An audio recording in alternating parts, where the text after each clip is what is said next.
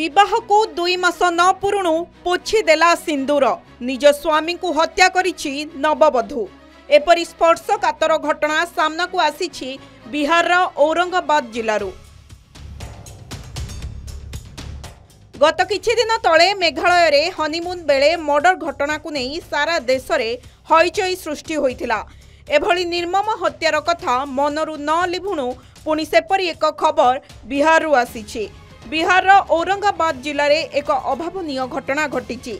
विवाहर मात्र 45 दिन पर प्रियांशु नामक जड़े 25 वर्षीय युवक को तांको पत्नी गुंजन देवी हत्या करिथिबा अभियोग होईछि।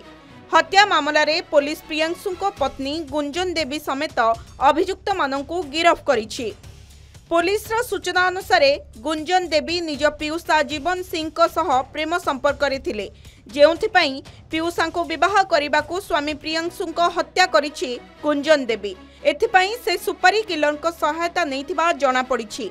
गुंजन देवी और जीवन दीर्घ दिन धरी परस्पर को भल पाउथिले, विवाह करने को मध्य चाहुथिले, किंतु घर लोक अराजी हेबारु शेषरे गुंजन देवी को अन्यत्र विवाह करने को पड़िथिला।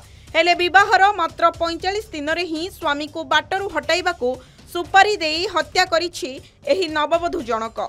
एसपी अमरीश राहुल कहिसंती गत जून 25 तारिख रे प्रियांशु ट्रेन जोगे घर को फेरुथिले।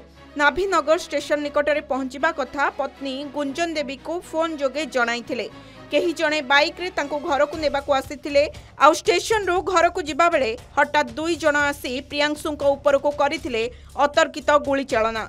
गुरुत्वपूर्ण कथा हेउची पुलिस जेतेबेले छानबीन आरंभ कला से समय गुंजन देवी फेरार हेबाकू चेष्टा करिथिला, जहाकू नै प्रियांशु परिवार लोकंक मनरे संदेह उपजिथिला।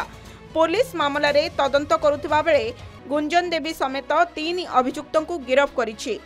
ब्यूरो रिपोर्ट के न्यूज ओडिशा।